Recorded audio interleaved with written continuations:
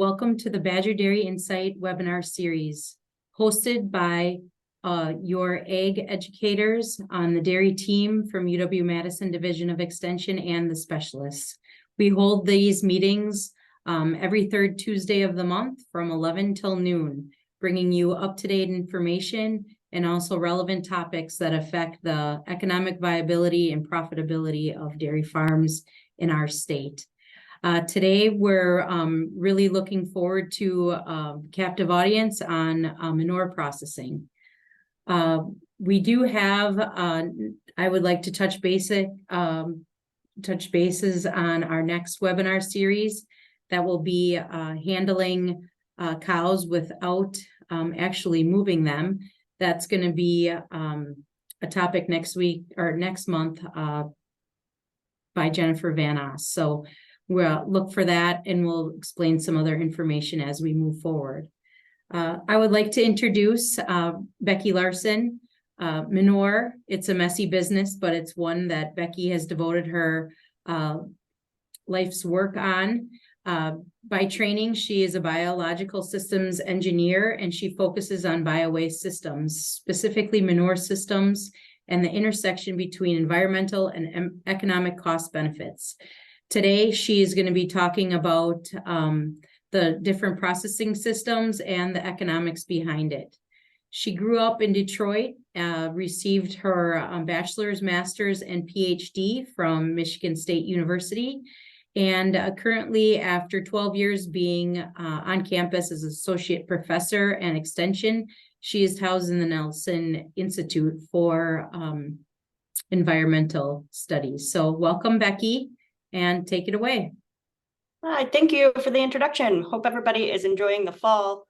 We were just talking about the beautiful colors that have been out there. So today I'm going to talk a little bit about manure. I encourage anybody that has any questions to please ask them. We can address them along the way or at the end. We'll get to them one way or the other. I talk about manure a lot, so I'm happy to direct the information to whatever people on the call today might want to hear. So I've been here for a long time. This is a picture that I had from one of the manure expos. A lot of times you see people kind of showing like the historic tractors, and I loved that they had a historic spreader at this particular manure event. I like to show it because I think it reminds people like they actually haven't made a whole lot of changes to manure systems in a long time, right? So we're still applying manure to the land to use the nutrients to grow crops, and that's really great. And that's a great way to be sustainable, right? It's like a very long-term sustainability use of manure. Some of the problems, though, as we've moved along and things have changed, we try to use that manure. We try to use it to make the crops to feed the animals. But what's happening is we're losing some of the constituents of manure around this cycle, right? So instead of keeping everything contained, it would be really great if we could do that and we could hold all of the manure nutrients and everything and not lose any negative things to the environment, but that's impossible. And so the goal is to really reduce those losses in my head and make this kind of sustainable cycle with as many reductions to the losses to the environment as we can. I would say most people have some sense of wanting to improve the environment, particularly because they live in it, and so do their animals. And I also would say that a lot of times when you're losing some of these constituents, particularly nutrients, you're going to have to replace them. And so purchasing them is another thing that is kind of on the negative side. So the more you can contain, the better it is for the environment and the better for your pocketbook, right? So there's a lot of ways that we can take advantages of the multiple components of sustainability in trying to do that. Now, not all systems have manure processing, right? Some livestock systems just go right from manure production to land application. I would say that happens in any grazing or pasture systems. But most systems have some sort of collection and then land application, particularly here in Wisconsin when we get into winter. Now, in the green and orange boxes, sometimes we get some processing, and then sometimes we have some storage. Most people start integrating storage when they're required to, and they start getting to a certain size. that might require storage. We know that if you're permitted, if you become a CAPO status, you're required to have 6 months of storage. But I see a lot of people increasing their storage because it really helps them manage their manure more effectively. Right. And so today we're going to focus on these kind of green boxes, though, right? We're going to talk about all the manure processing systems that I've been seeing going in lately. And then maybe I'll talk a little bit about some that are upcoming that might make it out into the world in the next, I don't know, decade or so. So manure processing, generally, I think something is considered manure processing if you're changing the characteristics of the manure, right? So the whole goal through manure processing is to change the characteristics and then end up with products that can help you in a variety of ways. It might help you with your operational strategies. It might help you with your timing in terms of how you're going to use the manure. It might change the manure constituents. Maybe it reduces risk from pathogens.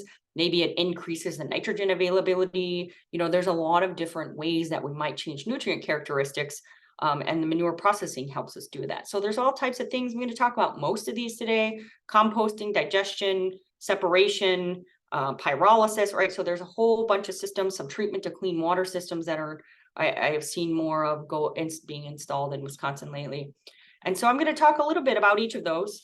If you want more details about any of them at the end, I'll share a place where you can access a new series of fact sheets that we recently published on a variety of topics, all of these included, and then some related to nitrogen and ammonia.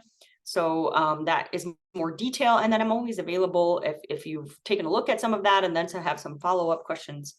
It takes me a while to get back to email sometimes, but I try to get back to everybody at some point. All right, so we have all these things, and really one of the things I try to remind people before we start looking at all this glitzy manure processing technology. I know that maybe other people don't think that, but I do get excited when I go on a farm and they have so much technology that I can look at. But before you start picking out technology, I really think it's important for people to do some goal identification, right?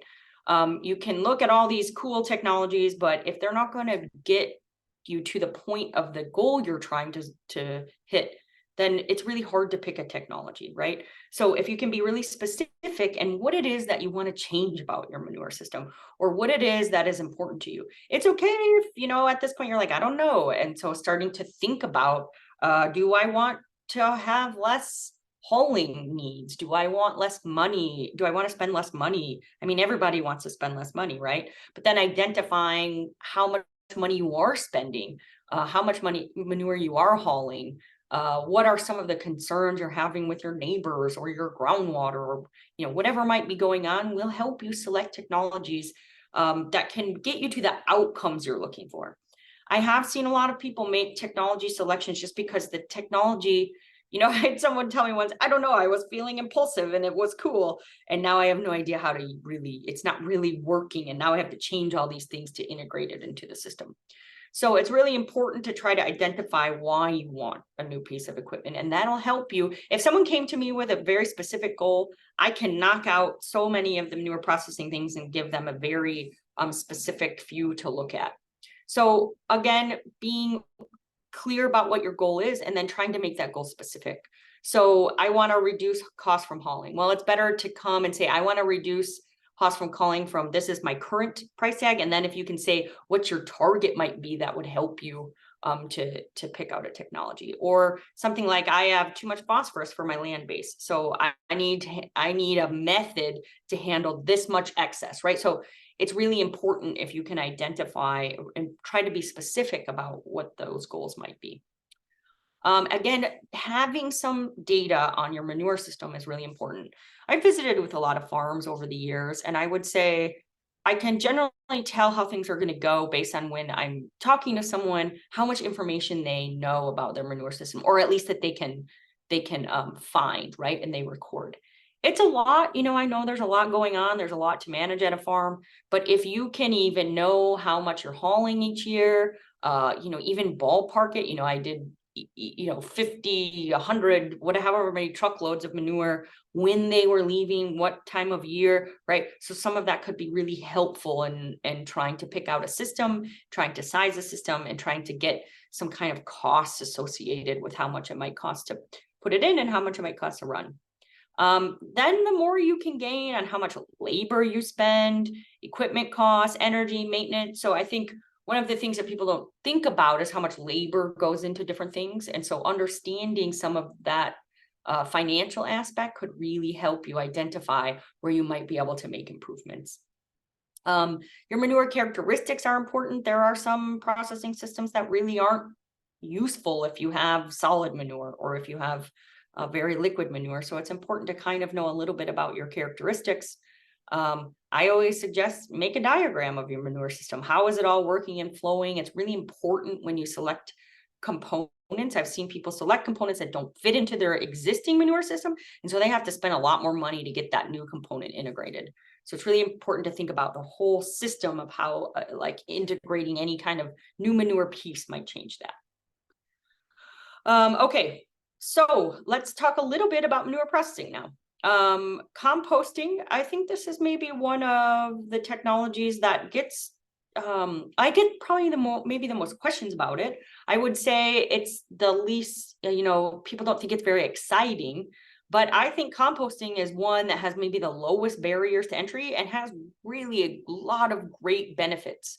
I would say generally composting is more feasible for the farms that are on the have less head, but you could certainly do it at a larger farm. You just really need a bigger footprint. I would say you can get into composting in some simple ways, right? You can, you don't need to buy specialized equipment right off the bat, and you can start doing some very basic composting systems. So composting in its whole, the whole process is that microorganisms degrade the organic material. And the key thing about composting is we want aerobic conditions. So what does aerobic mean? I need oxygen, I need air. And so a lot of the ways that we compost, most of those different systems are different ways of integrating that air and oxygen into the manure. Right? So you got to control certain things. Compost isn't just piling up manure and letting it sit there, right? We're really trying to control the process. So we're trying to control that aeration, temperature, and what goes into it. So a lot of times when you're composting, you have manure, the carbon content is fairly low compared to the nitrogen, and the microorganisms want a little more carbon. So occasionally you're going to need to add more feedstocks. There's a variety of different things you can add, sawdust, hay, straw, whatever you might have available, but it is important that usually you have to add some more carbon. I think that's an important thing because if you don't have that source available at a low cost, it might become complicated to be able to compost. So there's a lot of different types of composting. I'm just going to talk about three really quickly. One is windrow composting. I think that's probably the most common one people have seen out in fields. You can see this in the middle picture on the bottom. You're making these rows of compost, right? You're stacking them up. You're turning them every now and again to increase aeration. You can turn it with a fancy windrow turner, which is a piece of equipment you can buy, fairly expensive. Most people start out just using a skid steer or a front end loader just to flip and turn the piles.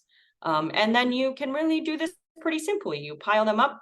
You kind of make like the shape you can see there. You can make them different heights. There's a lot of guidance on that and free information about how to make the pile shapes. And then you can measure it with your thermometer and turn it. So there's simple ways to get into composting. These other pictures on the right are what we call in-vessel composting. The top one on the top picture is a rotating drum. The bottom is this in-vessel system where you actually have a turner that moves on top of these rows to force the aeration. And the top one, this rotates and allows aeration into the system. Both of these systems have a higher capital entry point, but the benefits of them are the process is a little more consistent, and you can reduce the time it takes to compost, right? So why would I want to compost? Like, why am I even investing in putting all this time? Well, compost has a lot of benefits. One, the temperature increases in this, so it kills a lot of pathogens. It destroys weed seeds. It reduces the volume almost by half, maybe more like 40%. So now I have almost half of the amount of hauling that needs to go out to the field. It reduces risks, right? It can reduce runoff risk because you have a very solid product. It can also reduce risk from pathogens and other things that the process was able to inactivate. You can do composting with a low entry cost. I would say the one big thing about composting is it can be labor intensive. So understanding a little bit of how much labor you're going to put into it and putting that into your considerations of maybe when you finish the compost, if you decide to sell it, how much you should sell it for. There's a lot of variability in how much you can charge and sell compost. I would say the hardest thing about composting is the markets aren't very developed unless you really can break into like bagging and doing a very sophisticated product. So in the beginning, most of the markets you're going to have to develop on your own. And so doing that takes a lot of work, a lot of labor. Although I've worked with some folks who were composting, and one person in Wisconsin who had sold all of their manure as compost, right? They happened to have a situation where they were really near a high density area, so they were able to do that. So I would say, you really have to develop that market, and that gets difficult. Very wide price range. I put some prices here because everybody kind of wants to know that, but it's really dependent upon who around you and how much they will pay. All right, compost, again, it's a stabilized product. It reduces odor. You have this 40% volume reduction on average. You have less transport needs to the field, and you can possibly sell it. And so it can be a potential revenue stream. And then you get that reduction in pathogens and weed seed deactivation. I should also say this also helps. A lot of people are particularly composting maybe a small portion of like their hospital animals, because composting can do lots of great things, including like degrading antibiotics. So that's another benefit. The next topic I want to talk about is digesters. So we're just going to do a little bit of a dive into each topic.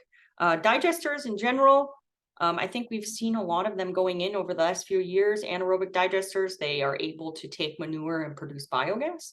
And so the sale of that biogas to produce energy can provide another revenue stream for farms. So I think that's been one of the main drivers.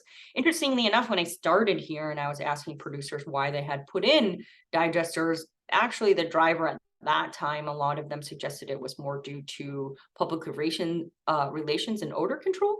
And so it's been an interesting shift to kind of see some of the thoughts there. I think there are many other benefits, but that was a big one that people had suggested were one of the major reasons driving them into that. Now, around the country, there's been different types of incentives and different types of ways that they were able to facilitate different type amounts of digesters going in. You can see in Wisconsin, we have a lot of relatively small compared to some of the other ones you're seeing. Digesters, the scale is the bigger the digester, the more volume it handles, the bigger the circle. So we have a lot of digesters in Wisconsin. Many of them were developed, a decade or two ago when some incentives were available for using biogas for electricity. You can see out here in California now, they have a lot of programs. Those circles are just piled on top of each other. So they not only have some programs that are incentivize the sale of the biogas produced, but also they have a program, the DDRDP, where they're actually having grant money every year going into supporting digesters and installation. And that's really driven by their ability to reduce greenhouse gases. So they actually have this calculator where they calculate the emissions reductions based on the requested amount of money you want, and that really helps them decide which projects will be funded. So an interesting tactic. And then, some places in Vermont, they had some incentives. So you see more digesters there, and you can see them spread around the country. So anaerobic digesters, we have about 289, maybe that's up at about 300 and something now, since that was a 2020 number. And we've seen a little bit of growth. We have a little over 40 in Wisconsin. And they're able to do a whole lot of things, right? They can produce biogas. So you put the manure in the system. Microorganisms degrade manure just like in composting, but in this case, we're doing it without oxygen. And so without oxygen, the type of microorganisms that take over produce methane as a byproduct. And so methane, which is also natural gas, right? Natural gas is methane. Then you can use that for a variety of different end uses. I would say we call it biogas. In some engineering disciplines, they call it dye gas, because the main constituents of that gas are methane and CO2. And so you've produced this, about 65% methane, and then you have some CO2 with there, and then you can use that gas for a variety of different things. There's a lot of different digesters. So on the top here, you see completely mixed tanks. Those are very common, as well as these plug flow systems, both very common in Wisconsin, all different kinds of designs. Not hugely different in performance. There are some differences, depending upon, retention time and how long the manure inside is retained. But just kind of different ways of getting at the same thing. They all kind of contain the manure in one tank and then collect the gas in kind of the headspace. There are a lot of small scale digesters. I'm sorry, there's not a lot of small scale digesters, but I think we have two different digesters. And in this case, this is a small scale one that's run by UW Oshkosh at a small scale farm, about 200 head. And then there's another one on the eastern side of the state that sometimes is running, sometimes is not, depending upon what's going on. So why do we see a lot of small scale digesters? Well, economies of scale make the large ones a lot easier to financially invest in and then operate. So it's harder to do at a small scale digester. There's just some set things that are really hard to overcome in terms of like how you're going to use the biogas that's produced in these systems.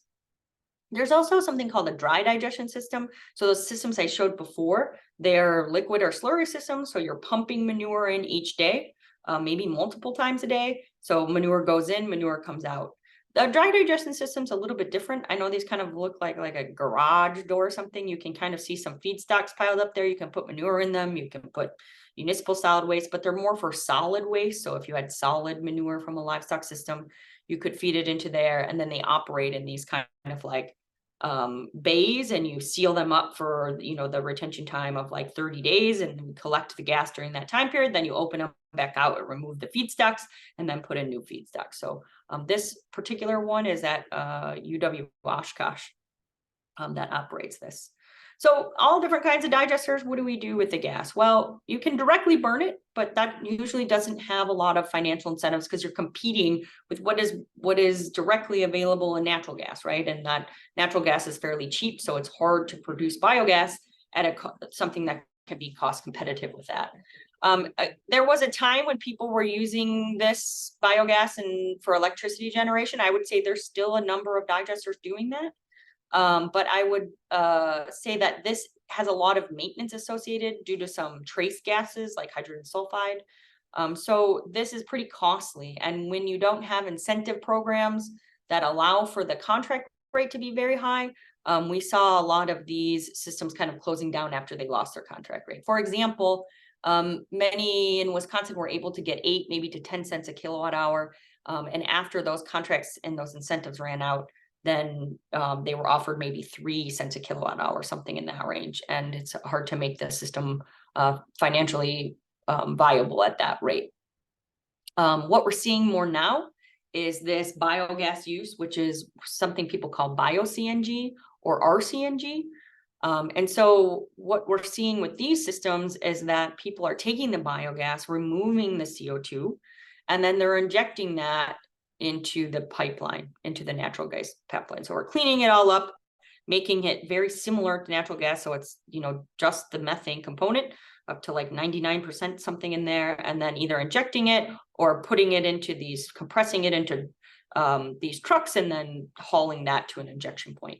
Now, why are people doing this, right? Why are we making that happen? Well, people are paying those that are using some non-renewable fuels are paying a certain price to then have to buy some of these credits that are provided when you produce these renewable fuels, right?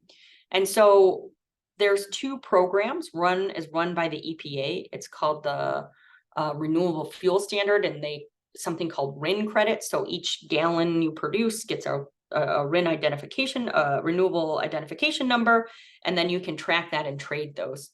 There's another program called the LCFS that's started out of California, and you can reap the benefits of both these programs. In the beginning, the LCFS, the low carbon fuel standard, was, I think, a very high price tag, and that has kind of switched, but you can reap the benefits of both of those markets. And so that's what's driving all of the investment and the recent introductions we've seen into this biogas use. On the right, you'll see this is something in Austria. Some people sell, you could sell and compress the natural gas right at the farm. They kind of cut out all the middlemen. They do this treatment and compression, and people can drive up and fill up their natural gas tractors or cars. So there's a lot of avenues here. I would say we were a little bit behind in getting into this, particularly compared to Europe, but we've certainly seen a growth in this sector and in this area.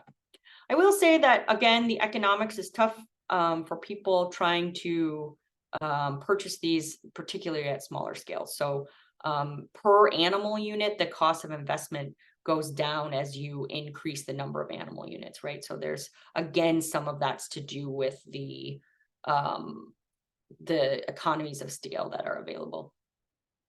All right, so after digestion, the manure is still there. You've lost some of the carbon. And then what we call the effluent is the digestate.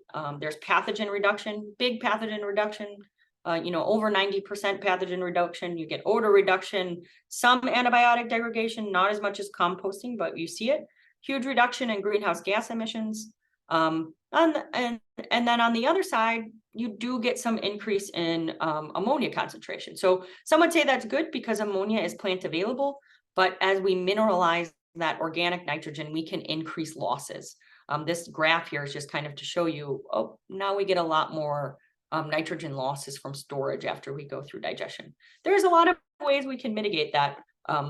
You can see the bar after that is, now I'm going to put injection in. If I'm going to use injection instead of surface application, I can, maintain a lot of that nitrogen. But I just like to mention it because I like people to think about when you're integrating these processing systems, you might want all these benefits, but then you also have to think about how that might change other systems that you might need to manage. Right. The next system I just want to mention is solid liquid separation. So separation systems are really effective for a variety of reasons. At their most basic, you have livestock manure produced, you feed it into a separation system, and it divides it into two streams, right? So you might divide this into a liquid and solid stream. More advanced separation systems start putting technologies in series, and so you might get more and more products produced, and maybe you go all the way to clean water. So there's a wide variety of separation systems. I think the most common one that people see is a screw press. See that on the left here. I would say that, you can use this system, has varying size screens. A lot of these separation systems they're like a physical system, and it will push the liquid through the screens while the solids are kind of pushed through the middle. So it separates that. You can control a little bit of the parameters with different size screens. A centrifuge is another piece of technology. It rotates very quickly, right, and uses that centrifugal force to push the liquids out of the solids, and then the solids again move through the middle and get pushed out. Both of these systems, they're effective, have different efficiencies for separation. Screw presses, I don't know, maybe cost you around $100,000 a piece. A centrifuge might cost you $500,000, right? So very different price tags for these systems. Centrifuges notoriously have a lot of operational needs, a lot of maintenance required with them. Screw presses, maybe not so much. Centrifuge, a little more effective and maybe removing a little bit more phosphorus. There's a lot of different separation systems. Here's a rotating drum where you can see there's a screen rotating inside of here. If you have really liquid manure, this is a good way to start to remove some of the liquids. Maybe you want to go through a rotating drum, maybe then through a centrifuge, maybe then through a screw press. There's a variety of different things. Here you can see a roller press. This presses out more liquid from solids after you've separated them. You can have an incline screen, which removes much more fine solids. So maybe you want to go through a screw press and then you take the liquids coming off the screw press and then you go through an incline screen. Generally, I recommend, some people want to go with a centrifuge because it has more separation capacity, but I would rather see multiple lower cost things in series, I think, that are easier to manage. But again, it really depends upon your goals and what you're doing. The most important thing I try to tell people when they're looking at separators is there's something called a separation efficiency. And what happens is you can calculate a little bit of there's one way to calculate what we call like the I like to see how clean the water gets. So you can look at it as like, if I'm going to a separation product, I want to look at how much liquid is removed, how many things are removed from that liquid. We call that the removal efficiency.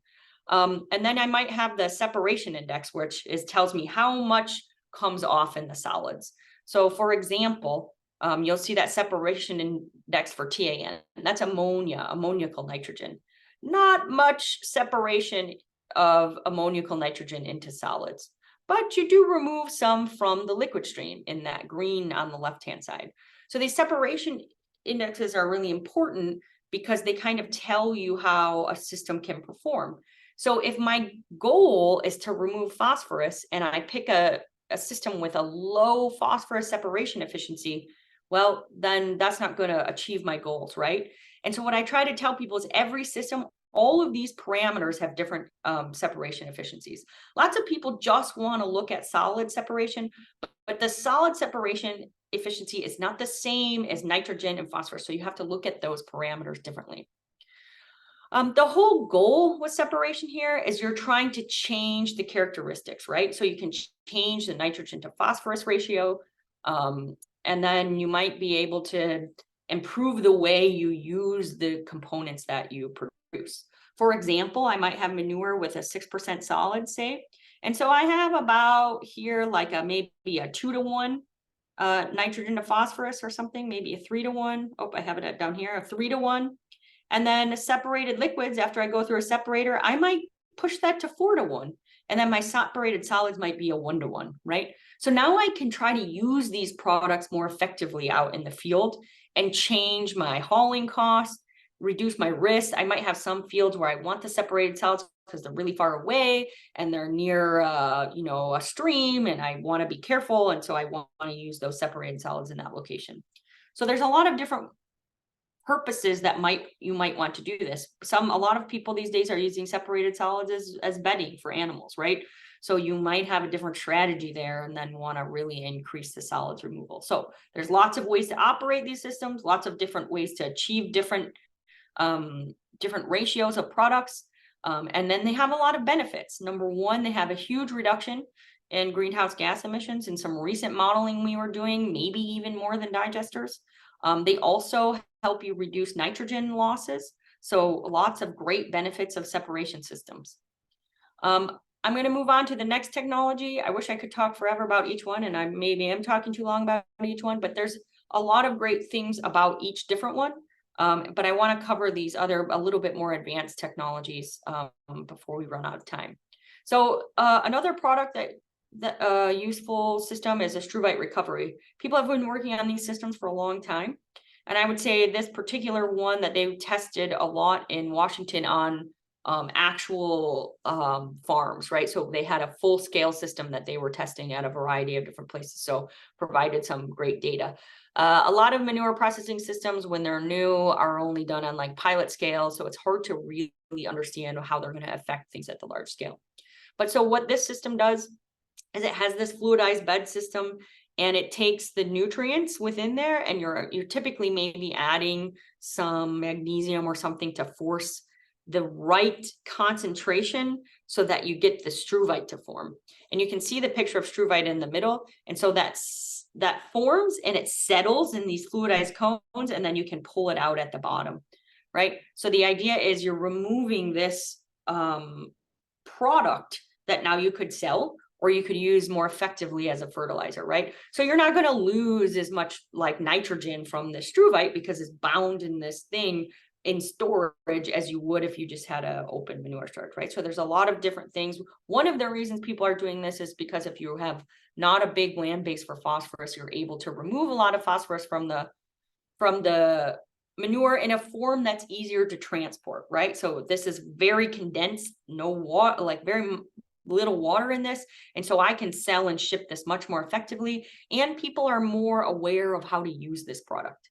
With the fact sheet has a lot of great details on costs, on operating costs. They've been testing this out quite a bit out in Washington. They've also been doing some land application with Struvite, trying to show how it might be used most effectively in the field. Because if you're going to produce these and sell them, you need to develop an ability to help other producers know how to use them, right? And so they've been putting a lot of information about how to use this, and generally they're recommending this be used with the MAP kind of combined. So either combining this with a typical MAP fertilizer and getting, maybe you're mixing it 50-50 and seeing some improved performance, particularly if you have acidic soils. So that's a little bit about Struvite. Pyrolysis. So I don't know if people have heard of pyrolysis systems where, at UW-Platteville, Dr. Joe Sanford, we were working on a grant. We just recently received a pilot scale system where we're starting to look at taking the manure solids. So you have to have a separator, and then I'm going to take those manure solids and I'm going to pyrolyze them, right? So I'm going to put them in this pyrolysis reactor. It runs at a high temperature, and we're going to produce biochar. So I'm sure people have heard a lot, some things about biochar. There's a lot of great properties of biochar. I would say it's still being researched heavily. And it's, still in the newer stages of how it's used and what it can do. But I think the biggest thing about biochar the reasons people are claiming is that it has a lot of potential to store carbon in the soil. So again, the idea here is that you might convert manure solids into biochar. We haven't seen a lot of systems installed at livestock facilities. There is one company that's testing out larger scale implementation in Wisconsin. I do think there is a farm that has already implemented this that I've heard of in New York. So the idea is I'm going to make biochar. I can densify that. So maybe I could sell the biochar, or I could really reduce my hauling costs, or maybe, risks associated with pathogens or other things. At this really high temperature, you've eliminated all the pathogens from this biochar. Really the big thing is, again, like Struvite, you can recover a lot of the phosphorus in here. You do lose some nitrogen.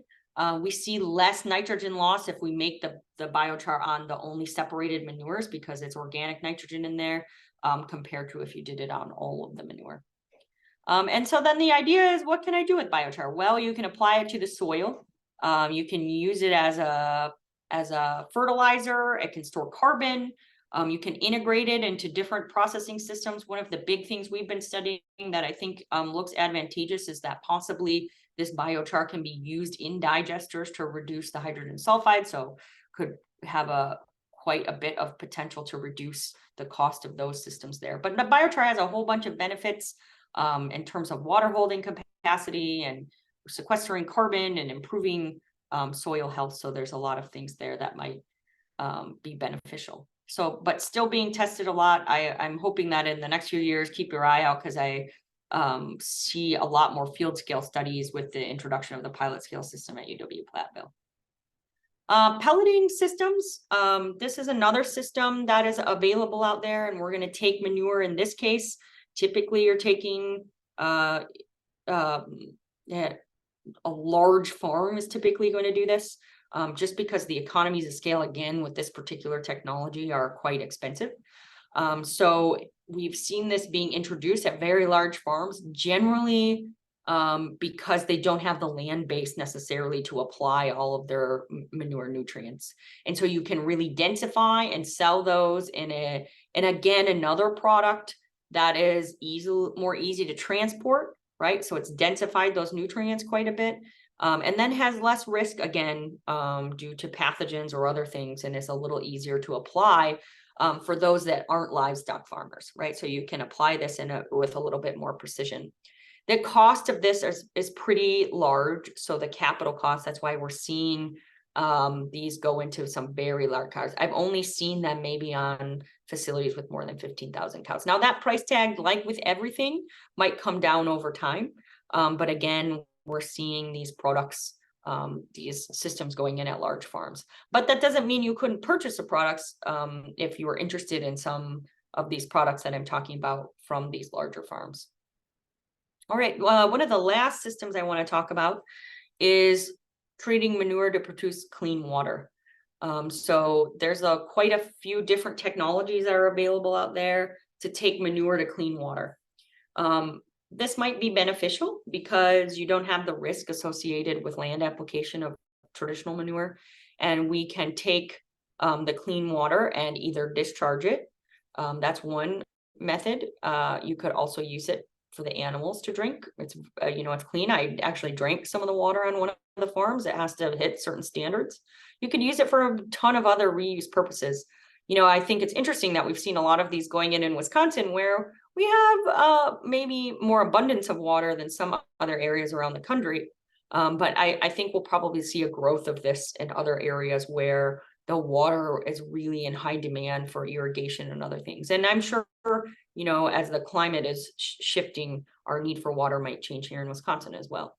And there are some areas in Wisconsin that already have concerns for drawing on groundwater, et cetera. So we can recapture a lot of water. Now, in these systems, you're not going to turn all of the manure into water, right? It's a maybe 50 to 65%. Then you're going to produce these other streams throughout the system. I just have a simple demonstration down here of like, maybe you're going through a separator, then an ultrafiltration, then a reverse osmosis. There's probably a few other steps. Usually you're maybe going through 2 separators, even 3 is possible in a series, and then going through these more advanced treatment systems. You can see up here, the clean water there is on the left in those jars, right? So you have the clean water, and then you have a variety of those other products from this particular system that we've been sampling recently, right? So they have a variety of this ultrafiltration concentrate, the reverse osmosis concentrate. So these are the products that are produced aside from that clean water at the end. So the other 50 to 35% comes out as the various solids and the concentrates from the other separation products. You can really reduce your hauling costs, obviously up to 50%, right? But now you have to operate and purchase all this equipment. So there are some costs associated by that. And then you have to manage the other part that is not treated. Overall, we have a reduction in greenhouse gas emissions. The process reduces pathogens.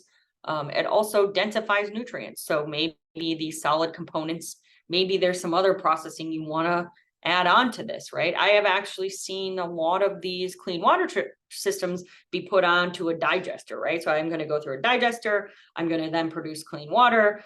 And maybe in the future, I'm going to add pyrolysis to the solids component, right? So we're really seeing this shift in people building out these kind of processing systems pretty significantly. You can densify nutrients. The capital costs have actually come down quite a bit, and the operating costs. So much lower than they were maybe a decade ago. And these are looking competitive to the point that we're seeing the increased number of applications.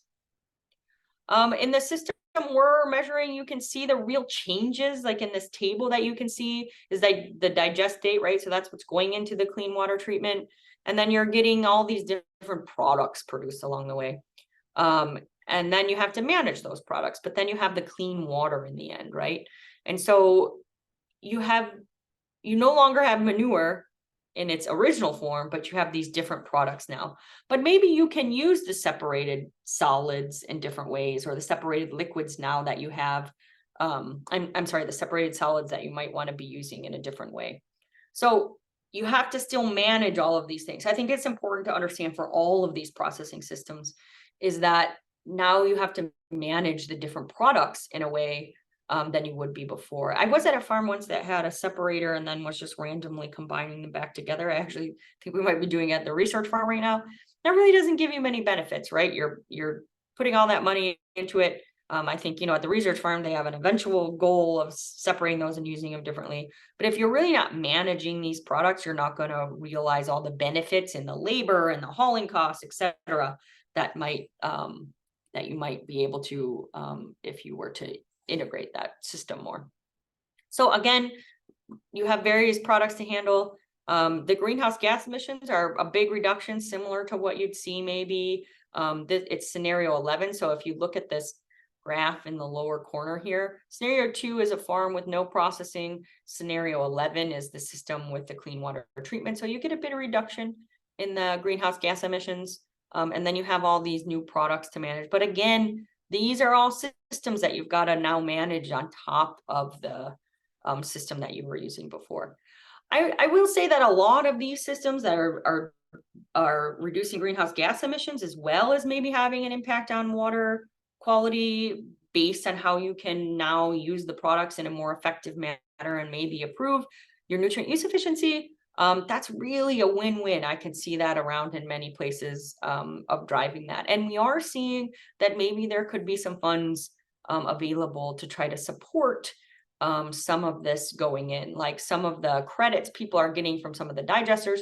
The more you can integrate these processes to reduce your greenhouse gas emissions, well, that's gonna allow you to sometimes reap more benefit in those programs and get more money for those credits.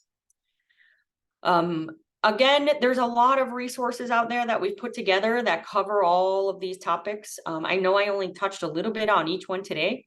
We have a lot of fact sheets. I'll go in the next slide, the learning store names up there. If you search for the fact sheets, I know that they've been putting a few in the chat. We just completed the fact sheet series on manure processing systems, so feel free to check those out.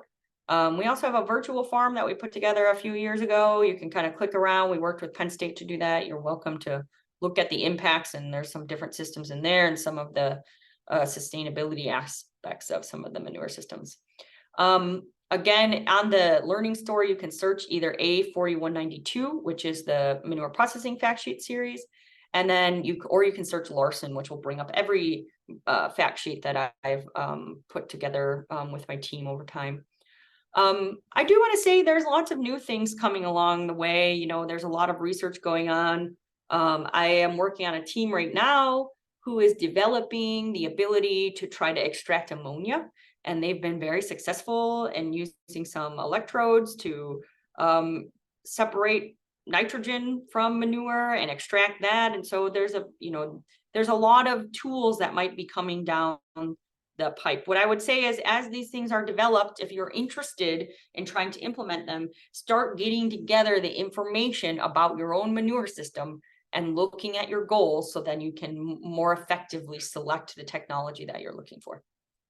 If there's any questions, I'm happy to take them. Otherwise, I know it's a lovely day out there. So thanks for listening today. If you have any questions also, you can also feel free to email me, and my email's right there. So I'm going to hand it back over for some notes about the next session next month. All right. Thank you, Becky, for that. We really appreciate it. On this slide, we do want to mention that next month, the Badger Dairy Insight is going to be on moving cows without the cows. New options for interactive employee training. Handling cows is necessary to harvest milk and provide animal care, but these interactions also present a risk of injury to personnel. Inappropriate cow handling threatens animal welfare, milk production, and public trust in dairy farming. So how can the industry best teach these skills?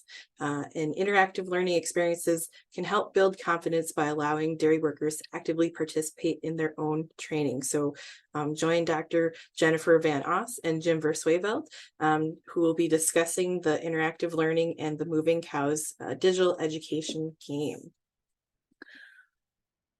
And there are, I don't see any questions in our Q&A panel, but I did see that one person had popped their hand up. Oops, they maybe put it down. It might have just been a bump on a button.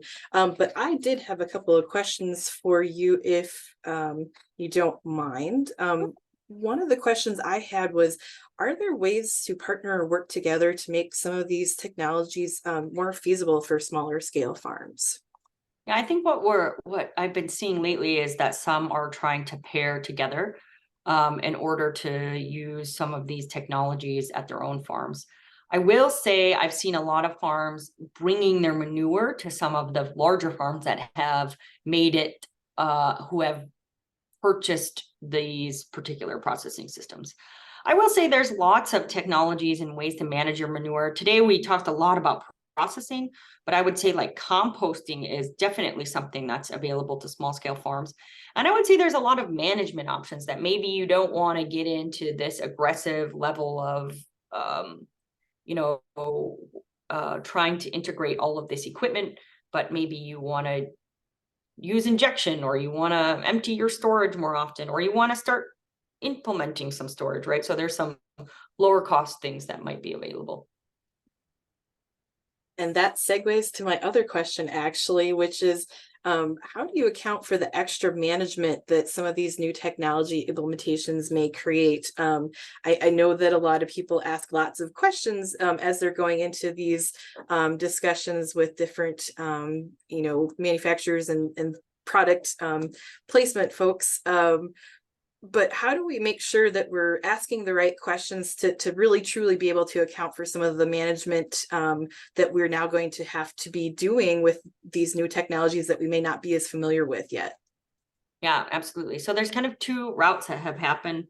One is that there are some third parties that are running and operating the equipment. But I would say that most of the farms in Wisconsin have done the research to try to figure out and work with the technology vendor. So my first thing is, like, if you decide you want to implement something, questions about what the labor, not only to the technology implementer, but maybe somebody else that has implemented the technology, right? So understanding what kinds of things that they have gone through and what they recommend. I know when digesters were first integrated, people were trying to assign the labor to one person, and that was way too much, right? And then they learned that having 2 or 3 people who maybe it wasn't their full-time job, but part of their job, gave some ability for people to place the workload across to, a subset of folks. And so some of those things are really important. But I would also say, like, the labor, you have to think about what are you achieving in the big picture and what do you want to do. One of the things I notice is that people might use labor to, like, say with a separator, they decide to just run it so that it doesn't need as much maintenance, but then they're not achieving what the system technology was really intended for. And so you want to try to understand what the labor is going to take, work through the kinks in the beginning. So the labor intensity is usually higher in the beginning, but then keep looking at the system and trying to refine it. I will always recommend that you ask the technology providers, so how long are you going to stay on board? Not just saying how long, but I want a certain performance metric to be met for this duration, right? So that's one of the big things I say when you talk to the technology provider, because they can help you reduce that initial labor by being on site with you and hitting a certain performance for a certain period of time. And then it's easier for you to take over and understand what the labor responsibility. But definitely asking other producers who have installed some of this is the way to get an idea of what that's going to be. Yeah, so are there any good routes to connect with other farms that have already been implementing some of these technologies? Obviously, it's easy to connect when you have a neighbor farm, but they might not have the same kind of technology that you're looking to invest in. So any suggestions there? Yeah, so one technology provider should be able to provide you with who else has put that technology in. If they're not willing to connect you to another producer or let you tour that facility, I would be hesitant on working with that technology provider. Number 2, there's a lot of tours. We do the Manure Expo, we do the Manure Summit. There's tours through Extension regularly. So Extension is a great place to reach out and try to get those connections made as well. And then there's a variety of other farm groups that also do tours and other things in that realm. So I think using those 3 mechanisms, you should be able to find the information you're looking for. Great. Well, thank you for your presentation today. I don't see any questions coming through our Q&A panel. So I'd just like to remind everybody that we do have lots of articles on our Extension Dairy Program website, dairy.extension.wisc.edu, and you can browse around on there to find upcoming programs, articles that have been written, and lots of other useful information, including signing up for our Dairy e-newsletter that comes out every 4 to 6 weeks. And with that, our program is concluded for today. So thank you. Thank you all.